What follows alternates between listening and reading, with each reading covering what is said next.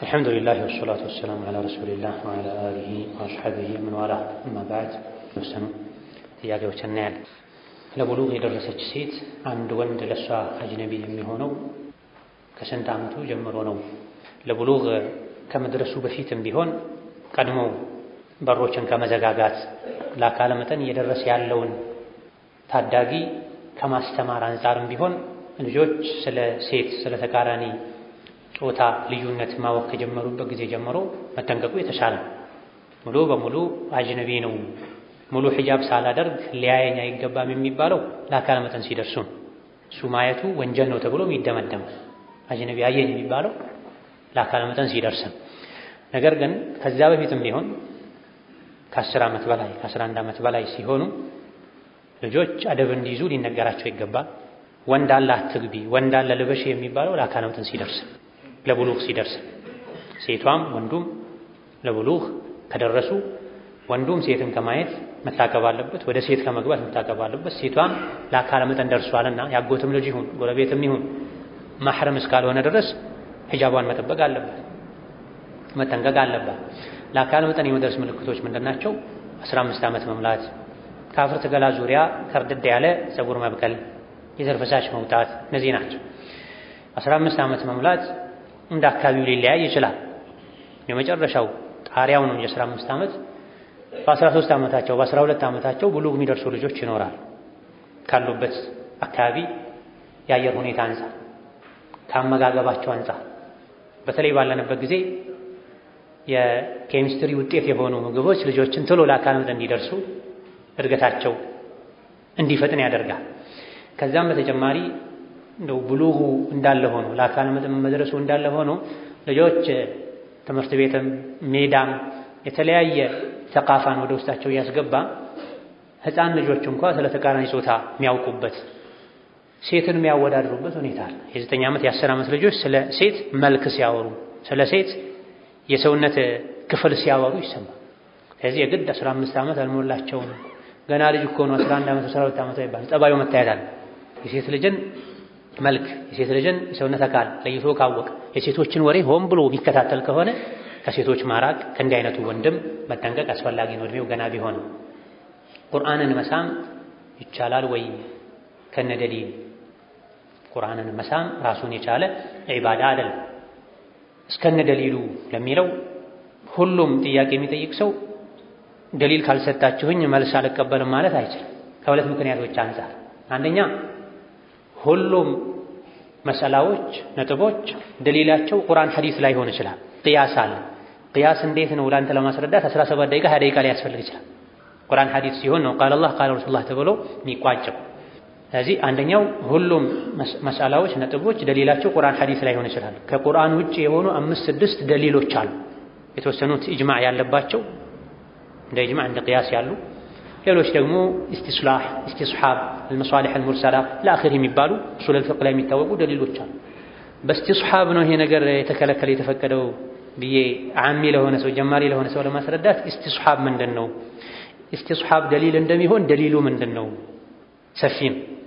ስለዚህ ፈትዋ ጠያቂ የሆነ ሰው ሰፊው ህዝብ ሁክሙ ምንድነው ብቻ ብሎ ነው መጠየቅ ያለበት። ኺላፍ ያለበት ሆኖ አወዛጋቢ ሆኖ ሁለት አይነት ፈትዋ መጥቶ ግራ ከተጋባ ብቻ ልቡ እንዲረጋጋ ማስረጃ አነጻጽሮ አላህ ዘንድ ያዋጣኛል የሚለውን ለመከተል ከሆነ ይሄኔ በዚህ ምክንያት እስከነ ማስረጃው ይላል እንጂ ሁሉም ጥያቄ እስከነ ደሊል ካለ በአንድ ጥያቄ 30-40 ደቂቃ ያልፋል። ተድሪስ ሲሆን ማስተማር ሲሆን ማስተማርና ፈትዋ ሁለቱ ይለያያል አካሄዱ። ማስተማር ሁሉ ነገር ተተንትኖ መሆን አለ።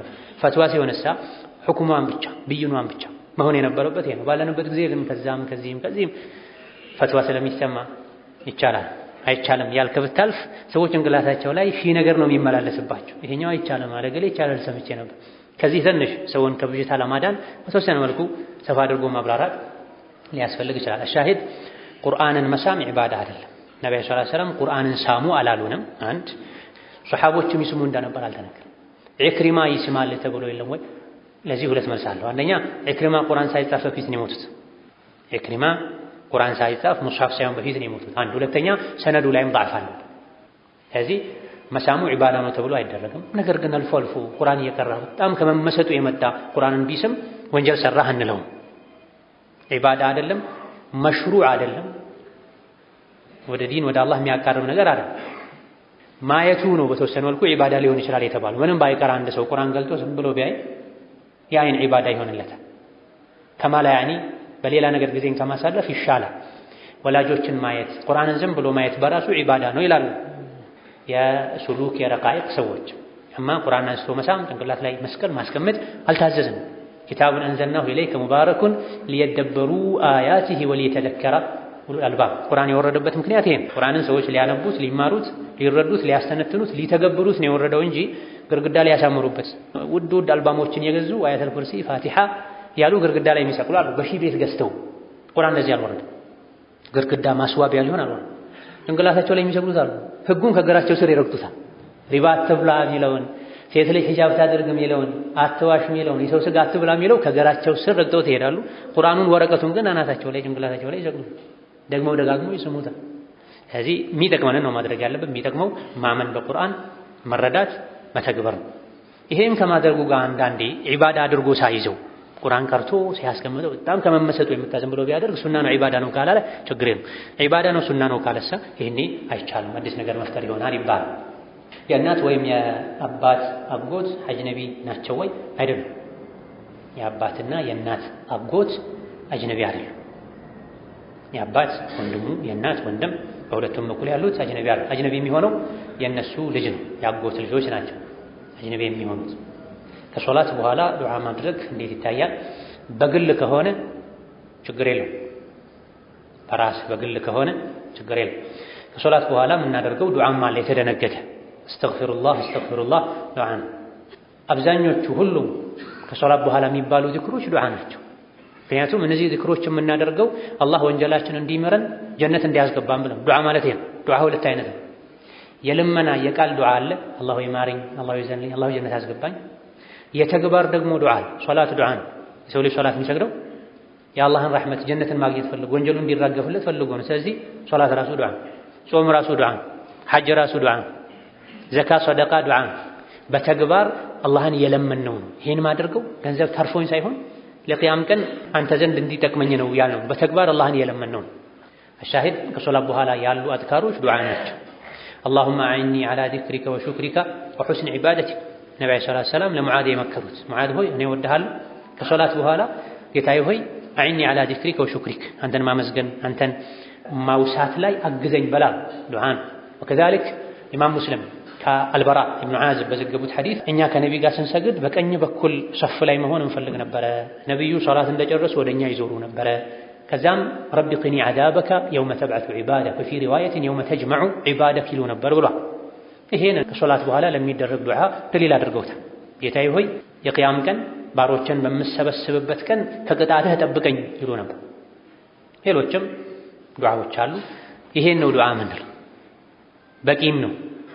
ኢስቲግፋር አለ፣ አላህን ማወደስ አላህን ማመስገን አለ። ከዚህ በተጨማሪ ግን ይሄን ጨርሼ የግል ሐጃ ካለኝ ዱዓ ማድረግ እችላለሁ ወይ? አንዳንዴ አልፎ አልፎ ከሆነ ይቻላል። በቋሚነት ሁሌ ለማድረግ ግን ደሊል ያስፈልጓል። ነብዩ ሰለላሁ ዐለይሂ ወሰለም ሶላት በጨረሱ ቁጥር እጅ አንስተው ዱዓ ያደርጉ ነበር አልተባለም። በጀማዓ ማድረጉን በተመለከተ እነ ሻጢቢ ኢብኑ ተይሚያ ሌሎችም እንዳሉት ቢድዓ ነው። በጀማዓ በጋራ ኢማም ሶላት እንደጨረሰ ዞር ብሎ እሱ ዱዓ እያደረገ ማሙሞች ከኋላ ያሉት አሚን የሚሉበት አይነት ዱዓ ከነቢይም ከሶሐቦችም ከታቢዕዮችም በሶሒህም በደዒፍም ሐዲስ የለም። ዱዓ አለ ቅድም ያልነው አይነት ዚክሩ ዱዓ ነውና ማዕናውን ካወቅ ተጨማሪ ዱዓ ለግል ሐጃ ከፈለክ ችግር የለም። የተወሰኑ ዑለሞች እጅ ሳታነሳ ቢሆን ጥሩ ነው ያሏል። የተወሰኑት ሱና ላይ ይቻላል፣ ፈርዱ ላይ አይቻልም ያሏል። ሁሉም ላይ ይቻላል አልፎ አልፎ ከሆነ። በአይን ዒልም ይገባል ይባላል፣ እውነት ነው? አዎ በተወሰነ መልኩ ይባላል። የሚባልበት ሁኔታ አለ። ቢል አደቢ ተፍሀሙል ዒልም ይላሉ ዑለሞች። ዒልምን የምትረዳው በአደብ ነው። ከአደብ አንዱ የዕልም መድረክ ላይ ያለ ሰው አይኑን ወደ ግራ ወደ ቀኝ ማድረግ የለበትም፣ ወደ አስተማሪው ብቻ ማድረግ አለበት። ዒልምን የምትረዳው አይንህ አስተማሪው ላይ ከሆነ ነው። ዒልምን የምትረዳው ጆሮ አስተማሪው ላይ ከሆነ ነው። ዒልምን የምትረዳው አካላትህ በሙሉ ያ የተቀመጥክለት ጉዳይ ላይ ካተኮሩ ነው። የተማረ አንድ ሰው ዝም ብሎ አስር ልብሱ የሚያስተካክል ከሆነ ስልኩን የሚጎረጉር ከሆነ የተማረ ወደ ግራ ወደ ቀኝ የሚያይ ከሆነ አይኑ ወደ ግራ ወደ ቀኝ መሄዱን ተከትሎ አእምሮም ልቡም ወደ ሌላ ይሄድና ዒልምን አይረዳም። በዚህ አገባብ ከሆነ አዎ በአይን ዒልም ይገባል ተብሏል። መጥፎ የአፍ ጠረን በጣም በዝቶ እያስቸገረን ነው። ስለ መፋቂያ መጠቀም እና ያለውን ጥቅም ቢያብራሩት። አብዛኛው ሰው ለሶላት ሲቆም መፋቂያ ሲጠቀም አይታይም። ይሄ ሁኔታ ክፍተት እየፈጠረ ነው። መፋቂያን መጠቀም የነቢ ሱና አላህን የሚያስደስትም። ነብዩ ሰለላሁ ዐለይሂ ወሰለም ስለ መፋቂያ መክረው መፋቂያን ተጠቀሙ ብለው አፍን ያጠራል፣ ያጸዳል፣ አላህ ዘንድ ተወዳጅነትን ያስገኛል። ይሄ ብቻ እንኳ በቂ ነበር የመፋቂያን ትሩፋት ለማወቅ። መፋቂያን ላለመልቀቅ መፋቂያን አብዙ፣ አፍን ያጸዳል፣ አላህ ዘንድ ያስወድዳል። ነገር ግን ነገሩ በዚህ ያበቃም። አልኢማሙ ሰንዓኒ ሌሎችም እንዳሉት ከመቶ በላይ መፋቂያ ፈዋይዶች አሉት። መፋቂያ ከመቶ በላይ ጥቅሞች አሉት። የዲን ጥቅም፣ የአጅር ጥቅም፣ የአኼራ ጥቅም፣ የጤና ጥቅም። ታዲያ መቶ ጥቅም ያለውን ነገር እንዴት ትተዋለህ? በመፋቂያና ያለ መፋቂያ የሚሰገድ ሶላትም በደረጃ እንደሚበላለጥ ሐዲሶች አሉ። ሰነድ ላይ ضعፍ ቢኖርባቸው በመፋቂያ የሚሰገድ ሶላት ያለ መፋቂያ ከሚሰገድ ሶላት በብዙ አስርት ምንዳዎች ይበልጣል። ይሄ ምንዳውን የሚገድበው ضعيف ነው ከላም አለበት ቢባልም፣ ነገር ግን ነብዩ ሰለላሁ ዐለይሂ ወሰለም በሶላት ሰዓት መፋቂያ ይጠቀሙ እንደነበረ ተነግሯል። ሁሌም መፋቂያ ይወደዳል። ይበልጥ ከሚወደድባቸው አጋጣሚዎች አንዱ ለሶላት ሲቆሙ፣ ወደ ቤት ሲገቡ ነብዩ ሰለላሁ ዐለይሂ ወሰለም ከውጭ ሲመጡ በር ላይ ቆመው መፋቂያ ይጠቀሙ ነበር ከባለቤቶቻቸው ጋር ከመገናኘታቸው በፊት። ሐቂቃ ይሄ ጥያቄ ላይ የተባለው ነገር ሐቅ ነው። አንዳንዴ መስገድ አይቻልም። መጥፎ ያፍጠረን ያለበት ሰው ግራ ቀኙ ያሉ ሰዎችን ከማሰቃየቱ የመጣ የአካል እንቅስቃሴ ብቻ የሚሆነው በሙሉ ልብ ተረጋግቶ መስገድ አይቻልም። እንዲህ አይነት ችግር ያለበት ሰው የጤንነት ጉድለት፣ የንጽህና ጉድለት ከሆነ ንጽህናውን መጠበቅ፣ መፋቂያ መጠቀም፣ ዘመናዊ ብሩሾችን መጠቀም ይጠበቅበታል። ዘመናዊ ብሩሾችን መጠቀም መፋቂያ እንደመጠቀም ዓላማው ማጽዳት እስከሆነ ድረስ ከአንዳንድ ሁኔታዎች አንፃር ኢብኑ ዑተይሚን ሌሎችም እንዳሉት መፋቂያ የሚሻልበት ሁኔታ አለ። ከአንዳንድ ሁኔታዎች አንፃር ዘመናዊ ብሩሾች የሚሻሉበት ሁኔታ አለ። በተለይ የዘመኑ ምግብ መፋቂያ ብቻ እሱ የሚያመጣውን መጥፎ ሽታ ላያስለቅቅ ይችላል። በተለይ ቅባትነት ያላቸው ምግቦችን ተጠቅሞ አፍና ለማጽዳት የአፍ ሽታ ይመጣል። በመፋቂያ በብሩሽ ከመጠቀምም ጋር ችግሮች ካሉ፣ ሽታ ካለ ሐኪም ቤት መሄድ ያስፈልጋል። አንዳንዴ የአፍ ችግር ነው፣ ሌላ ጊዜ የአንጀት የሆድ ችግር ሊሆን ይችላል። አዳ የሚያስደርግ ነገር፣ ሰው የሚያስቸግር ነገር ሁሉ መወገድ አለበት። አضረሩ ዩዛል። ይሄ ቃዒዳ ሸርዕያ ሁሉም ዑለሞች ይስማሙበት። ላ ضረረ ወላ ዲራር የሚለውን ሐዲስ ተከትሎ ዑለሞች ያስቀመጡት ቃዒዳ አለ። አضረሩ ዩዛል፣ ሰው የሚጎዳ ነገር መወገድ አለበት ይላል ቃዒዳው መርሁ። ታዲያ የአንድ ሰው የአፍ ሽታ አብረውት የሚሰግዱ ሰዎችን አዳ ካደረገ፣ የባል የአፍ ሽታ ሚስቱን፣ የሚስት የአፍ ሽታ ባልን አዳ ካደረገ፣ ሌሎችም አፍ ብቻ አይደለም፣ አፍንጫ አካባቢ፣ ብብት አካባቢ ከሰውነት አካላት ሊወጡ የሚችሉ ሽታዎች አሉ። ሰውን አዳ ካደረገ፣ ከሰው አልፎ መላኢካን አዳ ካደረገ፣ ይሄን አዳ የሚያደርግ ነገር ማስወገድ ዋጅብ ነው፣ ግዴታ። ማስወገድ እየቻለ ካላስወገድ አንድ ሰው ወንጀለኛ ይሆናል፣ ይጠየቃል። መጥፎ የአፍ ሽታ ያለው እያወቀ እስከነ መጥፎ ሽታው መስጂድ ገብቶ ግራ ቀኝ ያለ ፊት ኋላ ያለ ሰው የሚያስቸግር ከሆነ ወንጀለኛ ነው። ለዚህ ነው ነብዩ ሰለላሁ ዐለይሂ ወሰለም ይሄን ቆሻሻ ተክል፣ መጥፎ ሽታ ያለውን ተክል ሽንኩርትን የበላ ሰው ወደ መስጂዳችን እንዳይጠጋ። ሽንኩርት የበላ ሰው ሽታውን ሲያጠፋ መስጂድ መምጣት የለም። ሰው ባይኖርም ባዶ መስጂድም እንዳይገባ አሉ ፉቃዎች። ለምን ከተባለ የአፉ ሽታ መስጂድ ላይ ረጅም ጊዜ ሊቆይ ይችላል፣ ሊበክለው ይችላል። የካልሲ ሽታ፣ የሰውነት ሽታ ያላቸው ሰውነት አካላት ሽታ መስጂዱን፣ ሰው የሚሰበሰብበትን ስፍራ መጥፎ ሽታ እንዲኖር ያደርጋል። በጊዜው ሰው ካለ ደግሞ ይበልጥ ይከለካል። ሰው ባይኖርም መጥፎ ሽታ ካለ እስከነ መጥፎ ሽታ መስጂድ አትግባ። ሰው የሚሰበሰብበት ቦታ መድረሳ፣ አዳራሽ ውስጥ አትግባ። አላህ ንጹህ ነው፣ ንጹህን ይወዳል፣ ንጽህናን ይወዳል።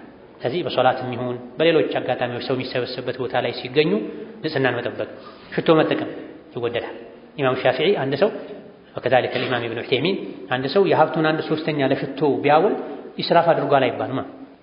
3000 ብር ቢኖር በ1000 ብር ሽቶ ብትገዛ፣ ሌላ ሀብት ባይኖር ብቸኛ ሀብት 3000 ቢሆን በ1000 ሽቶ ብትገዛ አባክነሃል አይባልም፣ ኢስራፍ አድርገሃል አይባልም።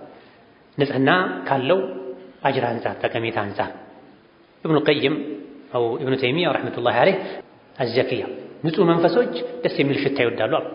ይህ ኸጠር ነው ማለት አንድ ሰው ቆሾ ምንም አይመስለው ከሆነ ሩሑን ቆሻለች ማለት፣ ሩሑ መንፈሱን ቆሻለች ማለት።